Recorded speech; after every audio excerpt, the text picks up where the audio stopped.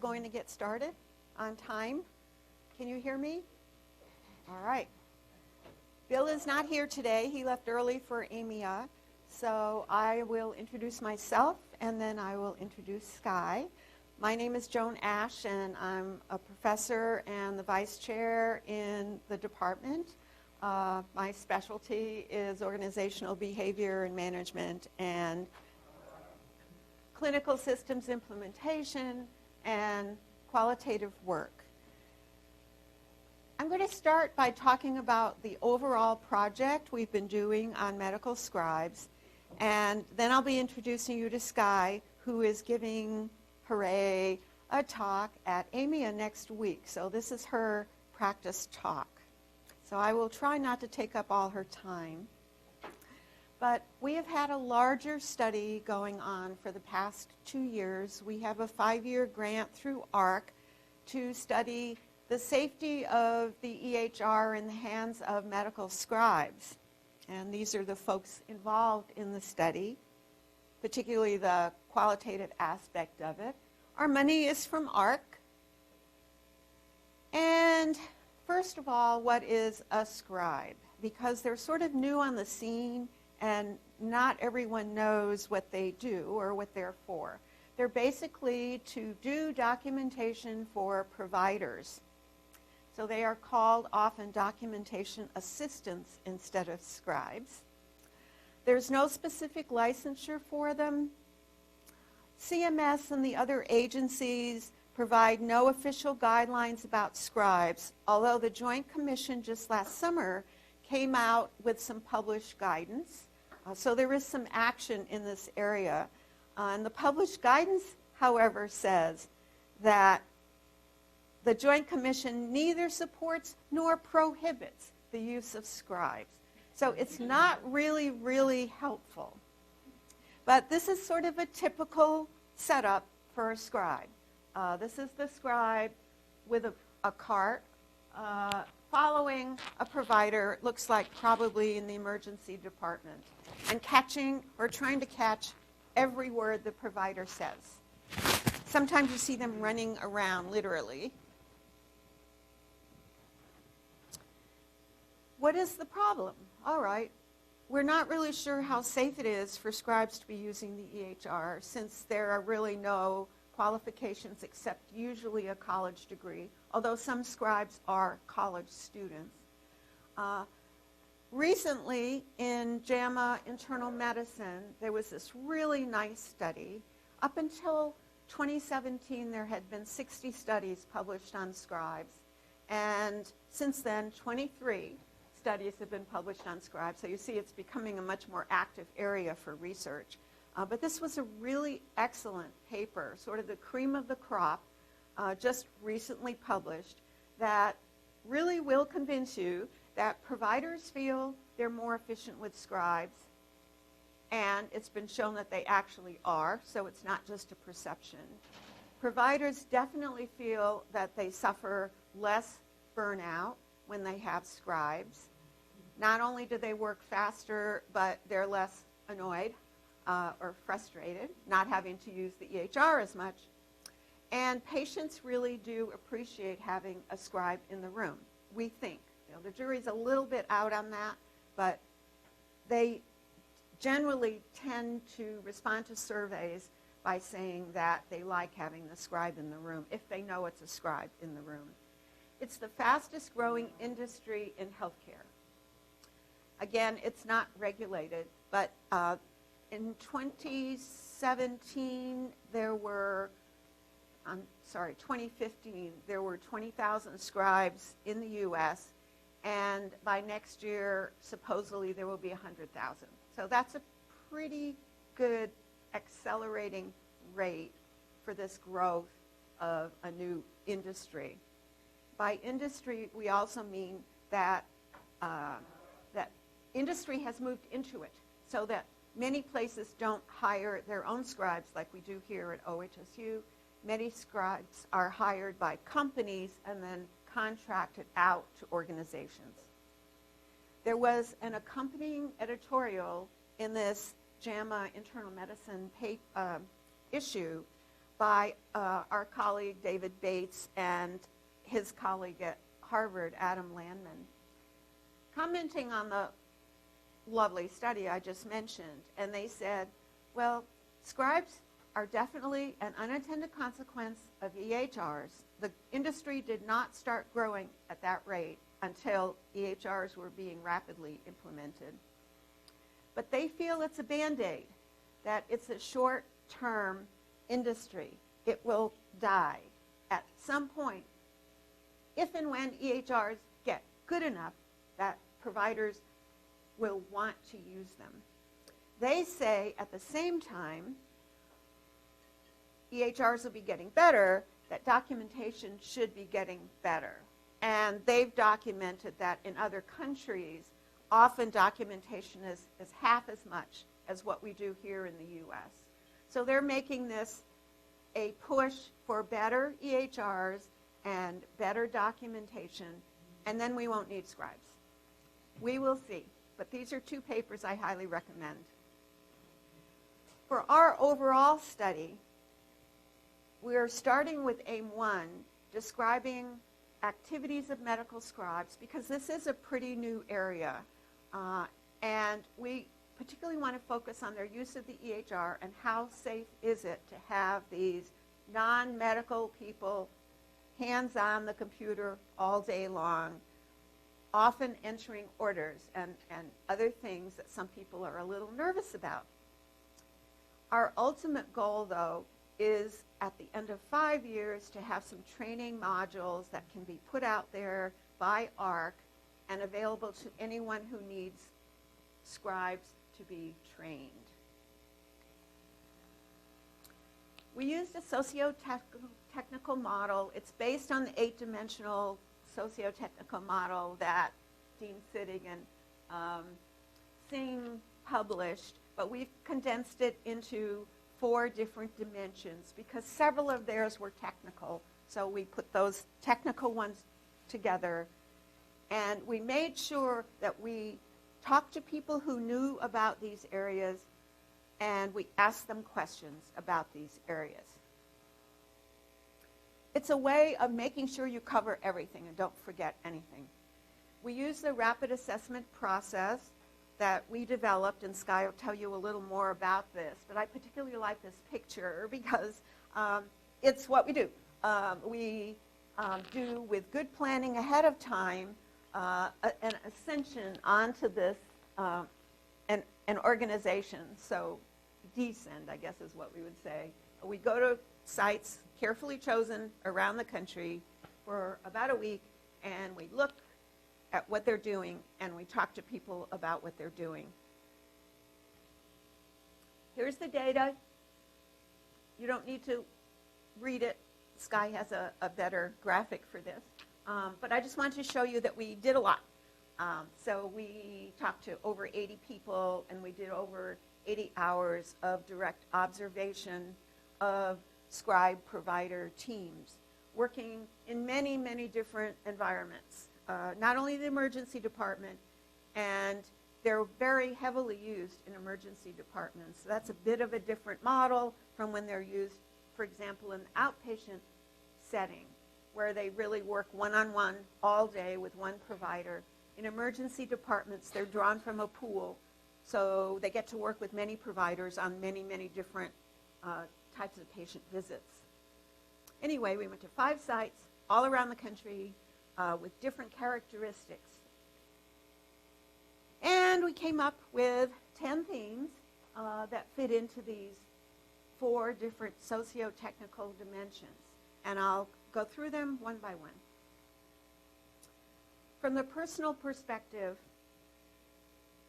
provider view, the upsides are providers really truly look like this. When you mention the word scribe, I went to the ophthalmologist 2 days ago, and a strange person came in the room when the ophthalmologist was reading off all these numbers.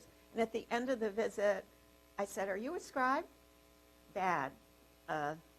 Sky, right? I mean, the first lesson is the provider is supposed to introduce the scribe, and she kind of snuck in and started typing away. She said yes, And I said, well, I'm doing some research on scribes. Can you tell me what your experience has been? So they kept me for 15 minutes extra because they wanted so badly to talk about how successful this had been for them. And truly, that's what they look like. Providers really glow when they talk about their scribes. They value what the scribes do for them. They get to go home, hopefully, earlier in the day. They don't have that particular frustration. The scribe fits into their individual workflow. Nothing is forced upon them. Over and over again, we were told that burnout can be avoided, and we talked to many providers who said, I would have retired years ago if this scribing thing hadn't come along. We even came across some providers who had different physical disabilities, and they just simply couldn't have practiced if they didn't have a scribe helping them. They get to see more patients, or they get to shorten their day. Very often they're forced to see more patients to make it cost efficient. So the biggest challenge is, one of the models, and the most prevalent model, is that these are students, very young, bright students headed to medical school or PA school or nursing school, and this is a stopgap for them. Either they do it in college before they apply, or they do it as a gap year. And so the average is about a year or so that they stay with someone. You're lucky if it's any longer than that. So constant turnover, which is my theory for why they have to use human resources companies to organize them to do this constant recruiting and training. So turnover's a big problem for everyone. Individuals don't do all the training. Usually the companies do a certain amount of training, but you as an individual have to teach them how you want to do things. Providers need training too. This was the biggest surprise during our first site visit, was how badly providers needed to learn how to really use scribes in a maximal way. So we found very often they were underutilizing scribes or misusing scribes, and they really needed to learn how to do it correctly. And we were told over and over again that sometimes they may become over-dependent on scribes. There was some fear when we went out there. We feared that providers were not learning how to use the HR, that they just depended on the scribes for everything. And there was only one site we visited where the providers never touched the EHR. And they were very grateful they never had to. But every place else, the providers wanted to know the EHR. They were well trained in the EHR. They valued the scribe for other things. And the reason for that is usually they didn't have a scribe all the time. So if they knew that during a week they would have several rotations where they didn't have a scribe, they had to use the EHR. From the scribe point of view, it kickstarts their medical careers. It helps them to get into medical school. Very often they can get good letters of reference from the people they've worked with. They get paid for something in the past they may have volunteered to do, and it's very stimulating. They're constantly learning if they have a good provider to work with, and they're making a contribution to healthcare. The pay is really bad, about $12 an hour, even though the company might make $24, $25 an hour for that scribe's 1 hour. They get paid about $12 an hour. Their hours they're assigned to, if they're college students in particular, may be difficult. And providers vary, and this is where the training for providers comes in, because providers sometimes are not easy to work with. Let's just put it that way. Some scribes may actually have held back, though, in our study, because they were all working. They were all working either for a company or an organization, and we felt they were holding back at times. From the patient view, we did not talk to patients. We did not have IRB approval to do that, but we asked everybody we interviewed what they thought patients thought, and many had Press-Ganey scores, and many had done surveys of their patients. So what they told us was, actually, patients really like this. If they're introduced properly, The scribe, they understand, makes it like in this picture so that the provider can pay 100% attention to the patient. He has a laptop over there in the corner, but very often that's just so that he can turn and show the patient something on the screen. He's not doing anything on the laptop. It's just there for his convenience. And the scribe is writing everything down. The challenge is proper introductions. I'd say maybe half the time we found proper introductions not being made. Of course, some of the time patients were repeat patients and they already knew that the stranger was a scribe. But other times they were puzzled by why the scribe was in the room. And some may feel uncomfortable. You know, an ophthalmologist, I certainly didn't feel uncomfortable having a scribe in the room. But there may be conditions where you might feel uncomfortable having a scribe in the room. Training, knowledge, and synthesis. So training varies depending on the model, but companies seem to do a pretty good job of training. They get maybe 40 hours of training. A little anatomy and physiology. They should already be good typists. A little bit about healthcare, quite a bit about HIPAA and such. So they get that in a sort of classroom setting, and then they get on-the-job training with a trainer once they're assigned to a provider. Providers usually don't get any kind of training. And a wonderful surprise to us was that scribes are sort of supposed to be like transcriptionists. Flies on the wall, the provider just tells them what to put in to the EHR. And, these are really sharp people. And so they're going beyond that. And they're synthesizing information so that they're not just transcriptionists. They'll let the provider know who this patient is, what the issues are. They'll pull the information together for the provider ahead of time. We heard, for example, that they'll look at care everywhere, and providers sometimes have a hard time figuring out how to use it. That's the health information exchange among Epic users. And since the scribes are really, really agile with a computer, they'll have everything all pulled together for the provider, and they'll say, oh, by the way, and don't forget this. So they have knowledge, and after they've been on the job for about 6 months, they have this ability to synthesize. And they really, truly, we saw all the time them helping the providers, reminding the providers, oh, you promised the patient this, don't forget.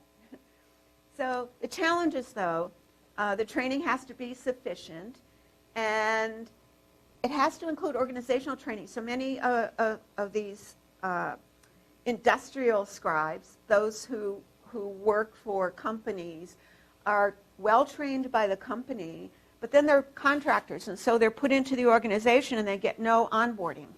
They get some EHR training in the particular instance of the EHR, that site, but they don't get truly onboarded, so they don't become part of the culture.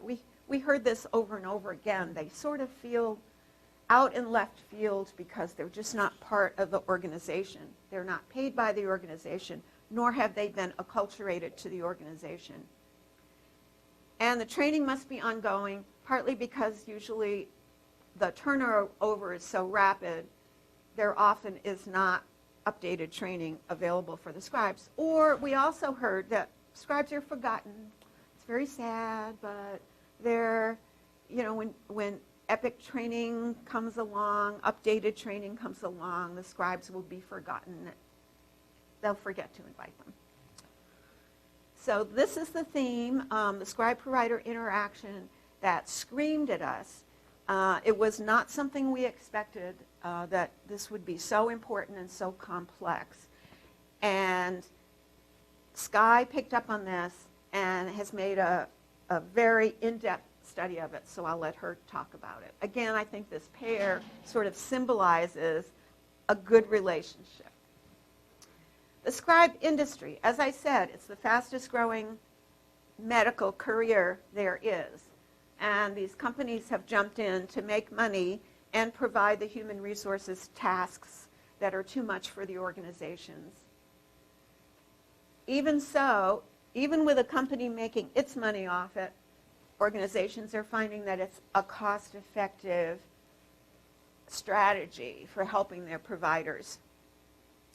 And of course they help with a high turnover because they're constantly out there recruiting, and they know where to recruit and how to recruit. Challenge is minimal regulation and little standardization. So scope creep is very dominant because there are no standards. We have talked to scribes who have done things way out of scope because they want to do them because they want to become doctors someday, and their provider wants them to do them because the provider needs help. And so, oh, you need a few stitches here and there. Sure, go at it. So we did not study any of these overseas models that are becoming more heavily used because it's such a growing industry. It's been hard to keep up. And India has become a place providing scribes. They do have at least one company I know of where they use trained doctors as scribes. This is a company that has been advertising that you can get complete medical scribe training, 40 hours, and become a virtual doctor, which is, you know, pretty nice for somebody who wants to go into medicine. Ultimately, they can become a virtual doctor in just 40 hours. We did not study an overseas model, but we did study a virtual model at a clinic where they put their scribes in a separate room next to them. So it was clear who the scribes were, who was acting as a scribe that day. It seemed very, very efficient, and those were the providers who never had to touch the computer. So we studied a virtual, interesting model, but not an overseas model. Compliance, safety, and risk. This is why we got into this in the first place, was to see how safe things were in the scribe environment. And the places we went, they're pretty darn careful about the boundaries. They would not have a scribe putting in stitches.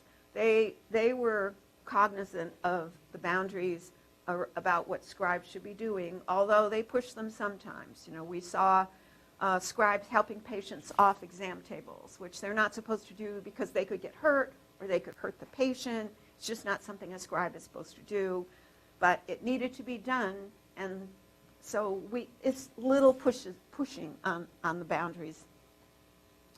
Smaller sites may not be as aware, and in prior studies, I've seen things done by scribes in small clinics that were out of bounds.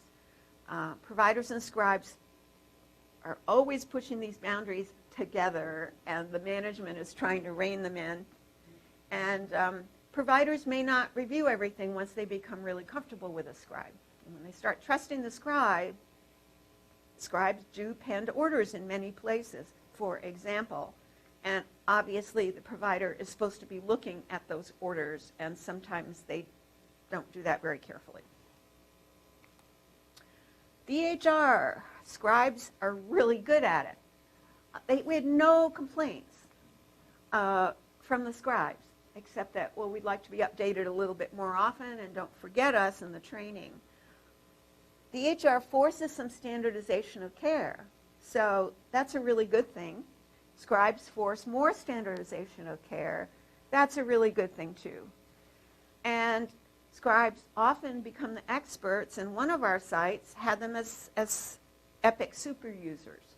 And we saw in the field all the time providers asking the scribe for help, providers asking the scribe what he or she should do at this particular point.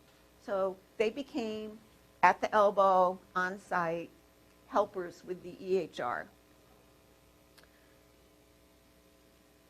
The challenge is needing to invest the time to develop templates. They should be doing that anyway, but this really forces them to. System upgrades cause problems for everyone, and we saw that in action at different places. But sometimes the scribes knew about the upgrade and quirky things that were happening, and found workarounds, and other scribes, because they don't have this community of scribes, didn't know about those things. And so the community of scribes, if they had been closer, they would have shared little EHR tips and tricks, we felt. Ergonomics, another big surprise. We found that usually where there are workrooms for the scribes and providers to work together, they're nicely set up. If they have, computers next to one another, they have the ability to talk back and forth after each patient, and it works really well. It's the exam rooms that were not designed. This is a brand new career, brand new industry, and the exam rooms mostly were not designed to have that extra person in there. And so very often they walked around with their laptops, and we saw, I can't tell you how many times we saw scribes like this working, typing, I thought it looked like for hours on one leg. So they had to type with two hands, right? There's no place to put their laptop that's handy. They want to look at what's going on so they can understand what the provider's saying. And so they use two hands and their leg to put their laptop on. So we thought there might be a potential for injury for this. We did have a physical therapist on our research team after all. And the laptops themselves were often suboptimal. Either they were completely unreadable and so small, I don't know how they possibly could do it, or their batteries didn't, last long enough, and they're on the go all the time running around with these laptops. Workflow efficiency.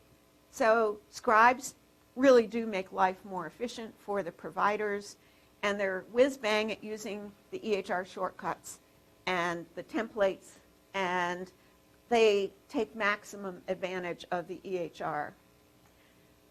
On the downside, they may slow the provider down if they're inexperienced or mismatched with the provider, if they just can't work as quickly as some of the providers we saw who never stopped running. Quality of documentation and coding. This is another really interesting, from a technical point of view, issue about who does better documentation, providers or scribes. And everybody we talk to, of course, they're all Scribe users. We try to talk to non-Scribe users, but we were at sites that had Scribes. So everyone felt that the Scribes did a better job, that documentation was more accurate because it was done while things were happening. It was done in real time. It wasn't after the visit when the provider had enough time to do it. So real time, and they knew the EHR well, the scribes did, and they were very much trained on documentation and always, always really trained on coding. Coding meaning billing, so that the billing became more accurate. And this makes organizations really happy because usually more accurate billing means higher billing. So it's not just that the scribes help you work faster and see more patients, which is good for the bottom line. It's also that they bill at a higher rate just because they capture everything that gets done. And they give reminders to make sure documentation is complete. Challenges, they have to see or be told that something was done. The site we went to that was virtual was all done by audio. And so if a provider said something, the scribe often had to say, was that the left or the right side? Because they couldn't see it. All the other sites we went to, the scribe was right in the room and could see everything. And again, the provider may not review the work carefully. So different models of scribing. The pre-professional model, that's the term we're using for these scribes who are going to become healthcare professionals at some point, or at least start out thinking that. Professional scribes, and sometimes these are MAs or nurses who become scribes. The place where we had virtual scribes, they were all professional. They had gotten promotions to become scribes in their organization. They had worked for the organization as MAs or nurses. They were well trusted, and then they were offered this higher paid promotion to become a scribe. Most of the time, the scribes are considered, what's the term we're supposed to use? Low man? Oh, like bottom of the hierarchy. Bottom of the hierarchy people, yes. But this one model, it worked very well for them because they said not every MA is going to make a good scribe. They have to prove that they will. So each model has their strengths and weaknesses. The model has to fit the situation. And because the human resources challenges are so high because of all the turnover, the companies really have stepped in to provide that as a service. We were a little grumpy about the companies at first. You know, our expectations going in and talking to people were not the highest. And actually it turned out that they're really, truly performing a service. So there are upsides and downsides from all of the different dimensions or perspectives. There are best practices like introducing the scribe. It only takes 15 seconds. And there's a way of doing it. You say, this is the person's name.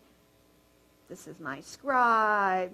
She's going to be doing documentation for me so that I can pay attention to you better. Like you sell the person on the scribe. And say, and it's your option to not have a scribe in the room. That's the right thing to do, is to say, it's your option not to have the scribe in the room. So it's a partnership between the provider and the scribe.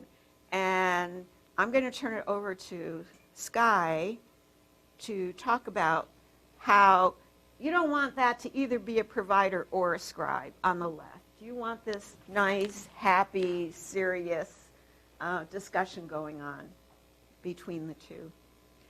So Sky's going to focus on the scribe-provider interaction.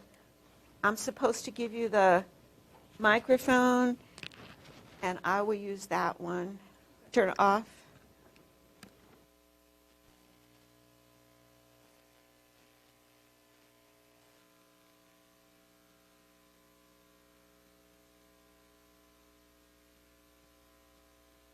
Introduce Sky because she was brought on. Jeff Gold is the PI of this big 5-year grant to study scribes.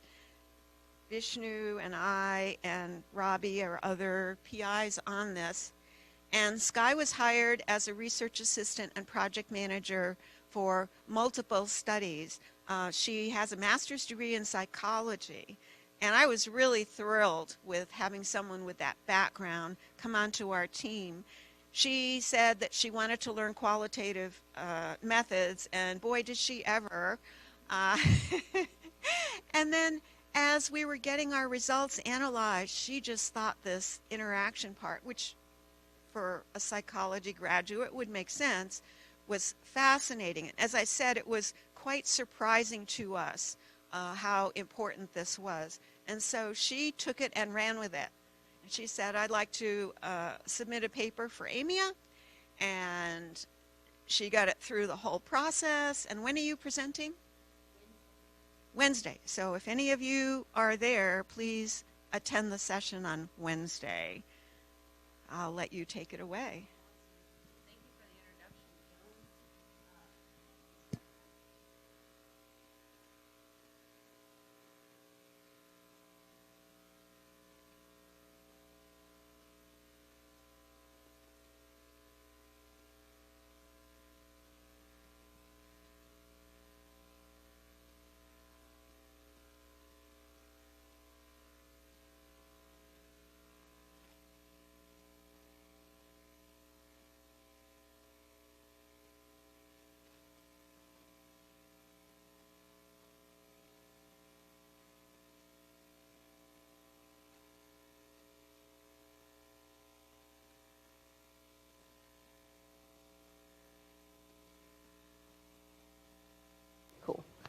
You should be able to recognize 2 characteristics that make for an exceptional Scribe user.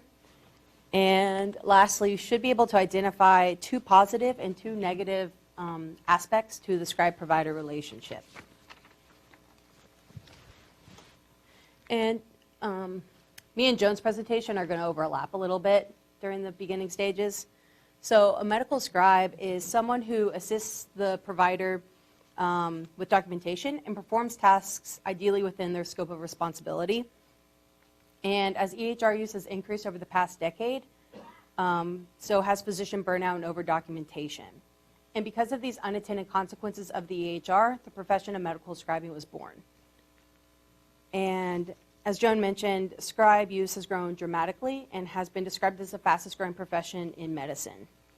And literature suggests that there are multiple different scribing models available, like virtual model, or using MA or nurses as scribes, or the pre-professional model. And while data suggests that scribes increase the quality of billing documentation, their accuracy of their notes and the scribes' ability to perform other EHR duties have not been well characterized. And our research team sent out a national survey to healthcare providers and found that there was a wide variety in the type of scribing model used, the type of training utilized, as well as a wide variety in scribing activities. And because of this variability found in the national survey, our research team received a grant to create a toolkit to train scribes how to safely use the EHR. The first steps of our research were to figure out what is happening in the field of scribing and seeing what factors influence scribes. So our overall objective of this project was to use the Sociotechnical model as a framework to understand the current landscape of scribing, and this was supposed to help us better develop our list of competencies, which we would use to inform our design of our toolkit. And the main objective of the present study is to further expand the knowledge of the scribe-provider interaction and describe this relationship dynamic. From October 2017 through January 2019, we conducted 5 site visits around the United States. We used purposive sampling when selecting our sites because we wanted the sites to differ in geographic location, size of the clinic and hospital, EHR vendor, and scribe model utilized. And we ended up using the rapid assessment process model to conduct our methodology, and this is known as RAP. And RAP is essentially a rapid, qualitative, and ethnographic approach to aggregating data. And an important aspect of RAP is triangulation. And triangulation uses multiple perspectives and data points to enhance validity and reliability of our data. And for us, we use structured interviews, observations with field notes, and we had a diverse research team to offer interdisciplinary perspectives. And we use Sittig and Singh's 8 dimensions of socio-technical model for health information technology as a framework for structuring our interviews and observations. With NVivo 11, we coded our transcripts and iteratively conducted a theme analysis using a grounded approach. So in my paper, and what Joan showed was a full table we created that breaks down the demographics from the site visit. But for the sake of this presentation, I've created a new table with the information I found the most pertinent and interesting. So we conducted 76 interviews with a total of 81 people, and we interviewed scribes, providers, and administrators. And administrators were people like scribe trainers, clinic managers, and scribe managers. And we spent a total of 80 hours observing at the 5 different sites, and we ended up visiting 12 clinics, which included urgent care emergency departments, family medicine, ENT, sports medicine, and pediatric cardiology. And as you can see, most of our sites used Epic. One site used Allscripts, and one site had just switched from Cerner to Epic a couple months prior to us coming to visit. And most of our sites utilized a pre-professional model. Some of the sites used a traditional third-party scribe company, and others had homegrown scribe programs like OHSU. And we visited one site that used a virtual and MA model. So through this research, we discovered 10 major themes, which are depicted on the screen. And one aspect that kept popping up in our data was the idea of the scribe-provider interaction theme. And we found this theme to be particularly interesting because we felt like the scribe and providers had one of the most unique relationships in healthcare. And because of this, we wanted to focus this paper solely on this one theme. And the scribe-provider interaction theme basically explains how the providers and the scribes work together and how their relationship could improve. And through our qualitative analysis, we found 6 subthemes, which are on the screen. And I will be discussing each of these subthemes in depth for the remainder of the presentation. So during interviews and observations, people offered characteristics they felt like an ideal scribe should have. And one of the ones we heard the most often was effective communication. It was important for the scribes to ask the providers to clarify items. It was also pertinent for the scribes to be able to speak up for themselves and to be able to handle feedback and criticism. We heard from one scribe that the more communication you have with your provider, the better it is for everyone. We also found it was important for scribes to be flexible and adaptable. Many of these scribes are working with multiple providers across multiple different departments, and they had to be willing to match the clinical workflow they were working in. We also saw it was beneficial for the scribes to have some sort of healthcare or medical background and to be passionate about medicine. The scribes are working long shifts and are learning complicated medical terminology and have to have the drive to really push through. And lastly, we saw it was important for scribes to be professional, and this was professional in appearance as well as professional in the patient room with the provider and the patient. One of the providers told us that she wanted the scribe to be a fly on the wall, to melt into the corner, to not be a part of the conversation, to be an observer. Our second theme looked at the characteristics of a good provider. And just like with medical scribes, it was important for the providers to communicate effectively. The scribes mentioned it was beneficial when the providers would say the exam findings out loud in the patient room and clarify aspects of the chart. We also saw it was important for the providers to offer the scribes feedback, even negative feedback, because they wanted to improve.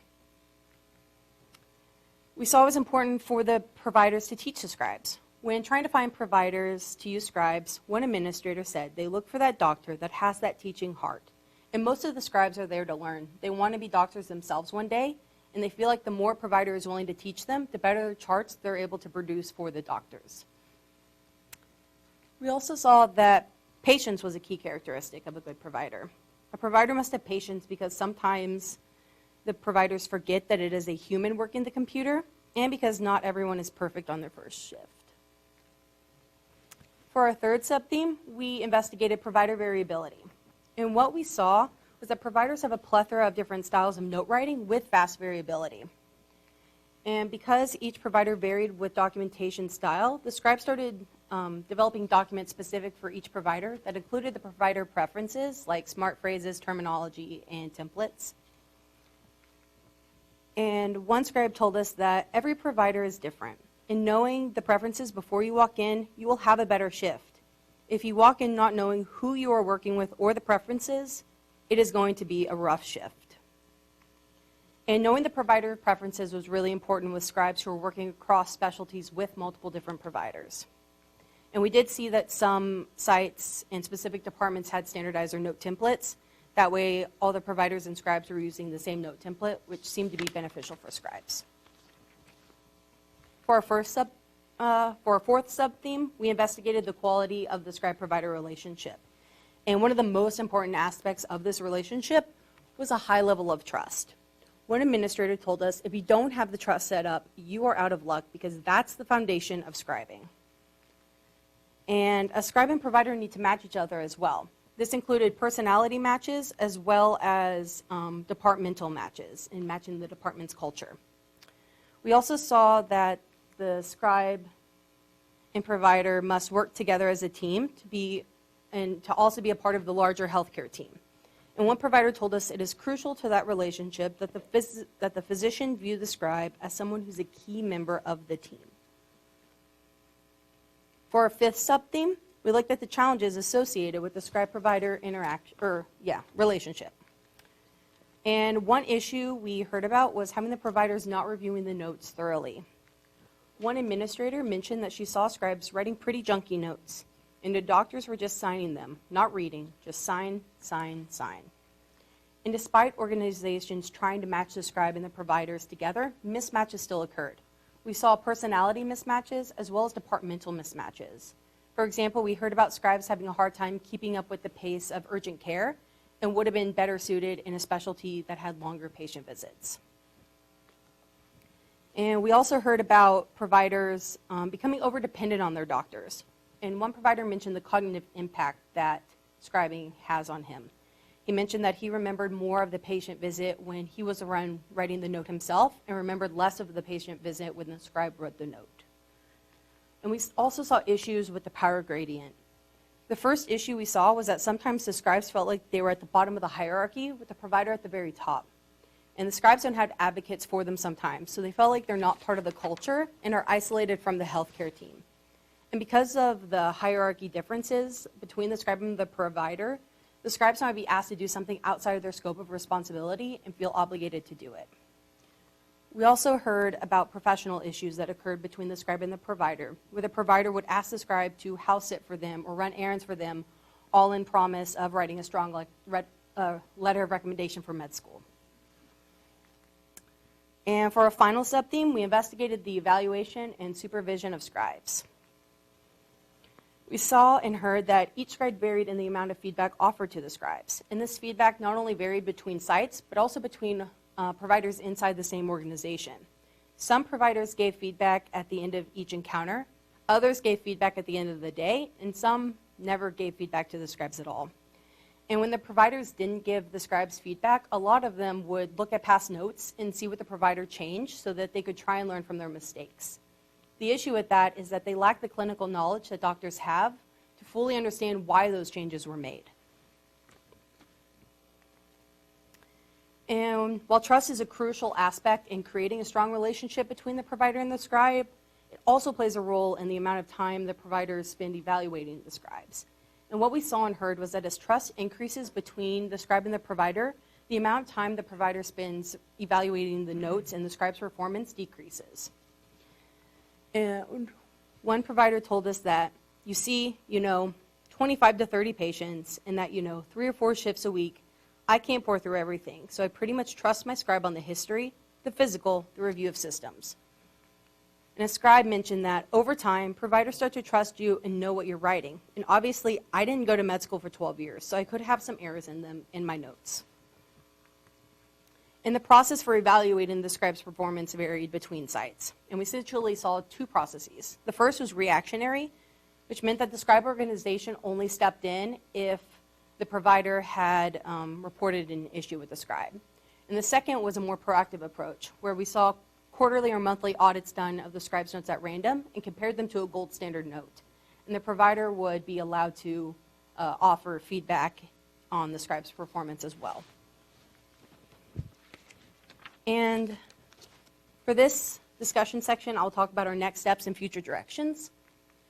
And so in April of 2019, we invited experts in various fields like informatics and the scribe industry to come to a conference we were hosting where we discussed knowledge, skills, and attitudes of scribes that we found in our data from the 5 site visits.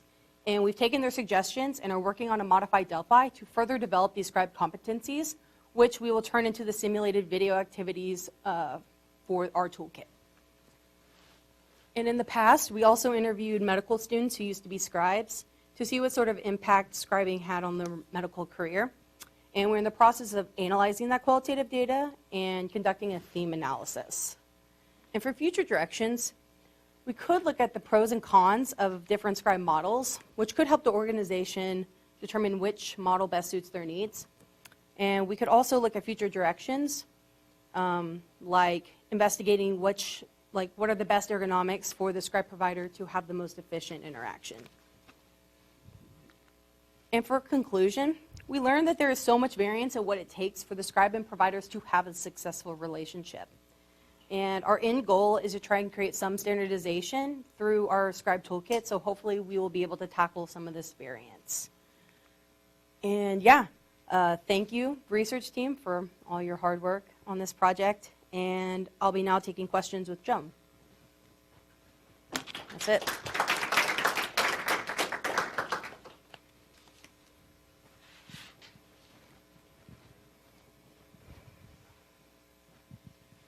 Thanks so much, both of you, for just great talk and really interesting area.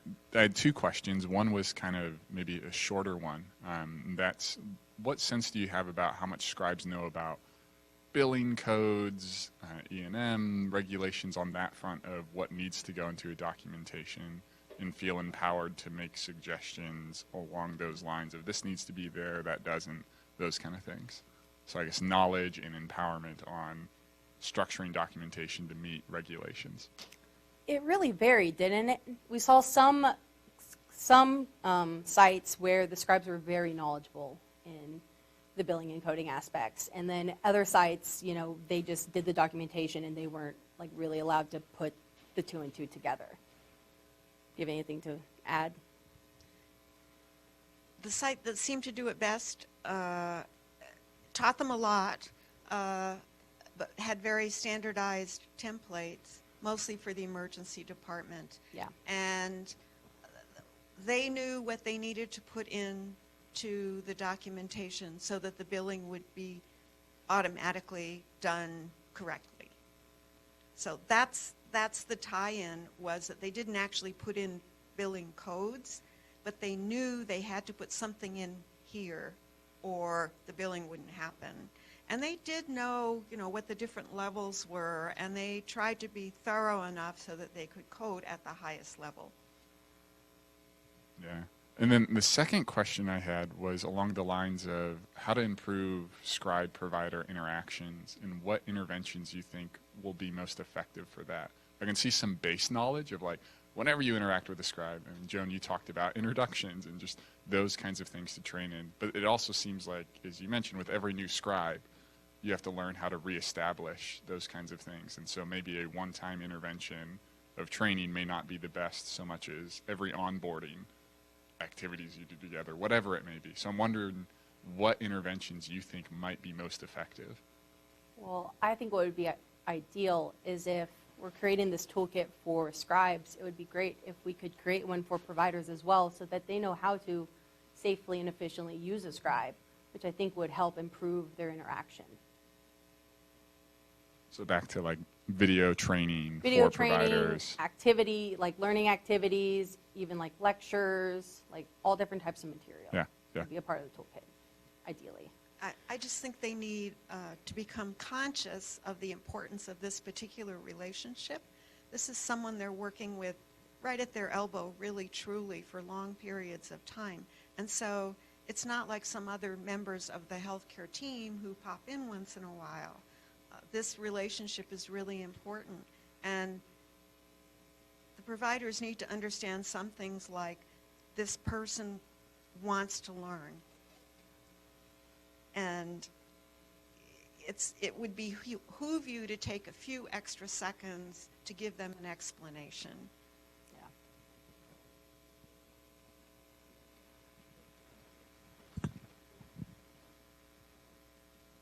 Hi. Great job. This is really informative and nice. My question was actually around the scribes that were reporting that they felt that they were at the bottom of the hierarchy. Mm-hmm. Was that like an outlier, or was that a general kind of consensus that they felt left out of the social medical support system in there, and is that something that is being addressed? So one of the places we saw it was a third-party scribe company. And so they were already, not part of the established healthcare team. And so for them, they felt like they were just totally separated. And we did talk to other sites where they realized that the scribes were very separated from the rest of the healthcare team culture. And they were trying to, bring them more in, like having them be a part of fire drills and stuff like that. So it really varied. But it seems like overall sites are trying to improve on that. So there's less of that feeling.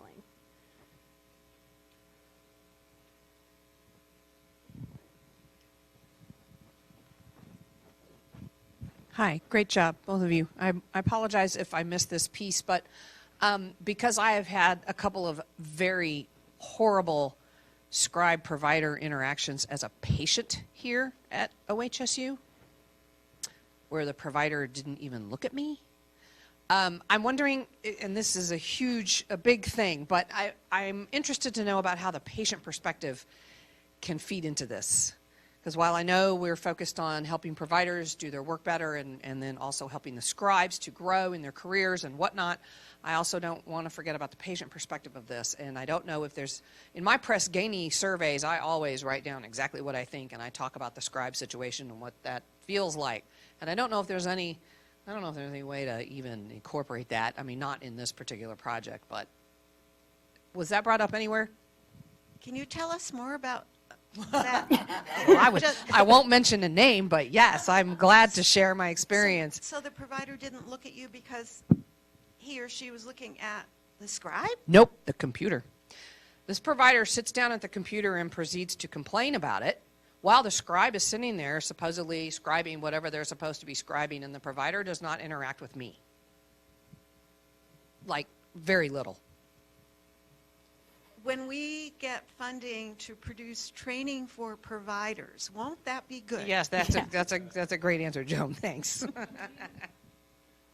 Do you feel like the scribe made that better, worse, or the same? Like, how did the scribe play a role in that? I really wanted to ask the scribe. I really did.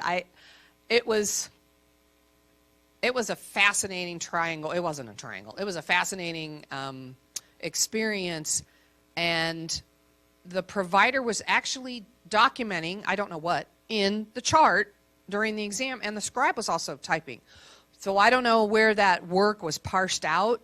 My instinct is that the provider was focusing on orders and diagnostics and problem list and those medical decision-making tasks, and possibly the scribe was strictly just starting a progress note and just being a dictaphone, just typing whatever was said. So I think it's an interesting piece of this whole puzzle is what is the patient experience? In addition to asking, is it okay if a scribe, is with us?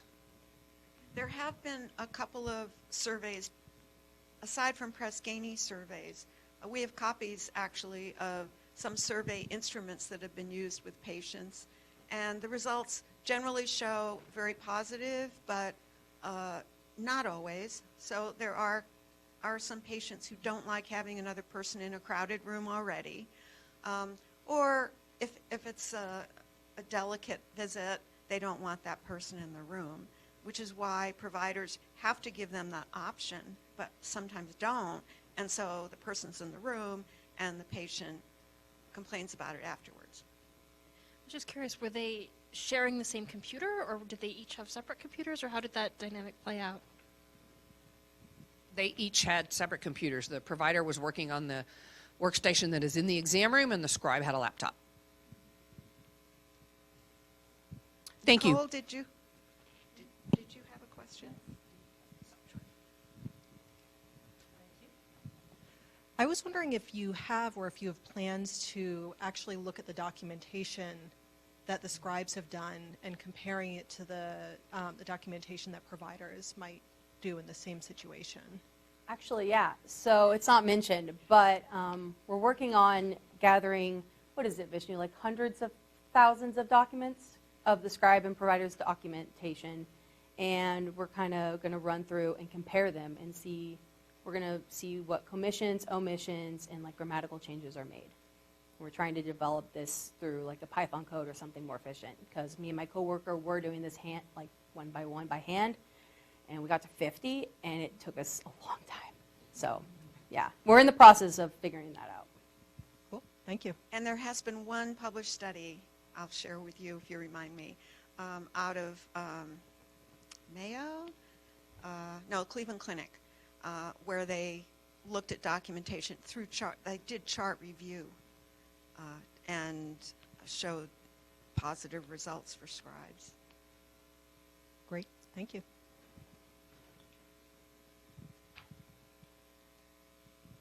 Thank you. This is really interesting. I have two questions. First is, do you know if there is anything that the third-party vendors that the I guess the companies, do they do any evaluation of the scribe, making sure that they're still up to standard or something like? I didn't know there's no standard, but like, do they actually review the work of the scribe first of all, or do they just get like a evaluation from provider and said, well, your provider is like you or don't like you, whatever.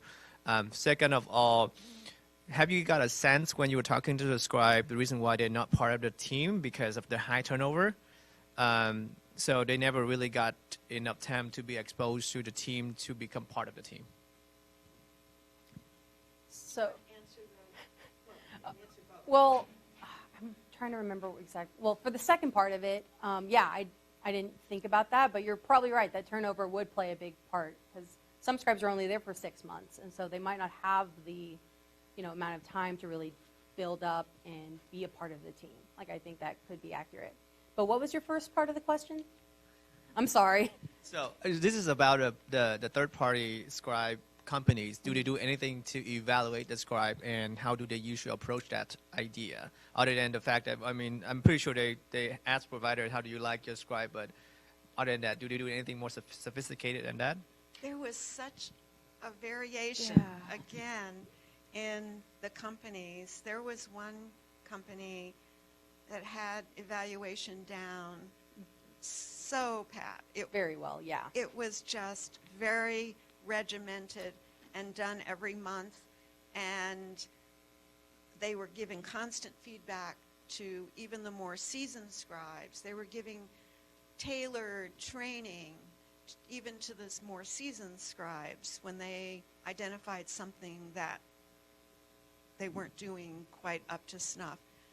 They were just a model of, I think, good evaluation.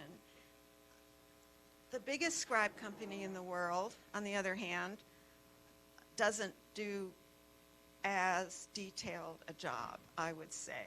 They pretty much do depend on the provider complaining, or a clinic manager often is the one who does the interface because of the contracting with a third-party company, and so a provider will be grumpy and the clinic manager then will reach out to the scribe company, and the scribe company will send someone to the clinic to figure things out. Yeah, it was very much, you could tell the provider was the customer and the scribe was the thing they were selling.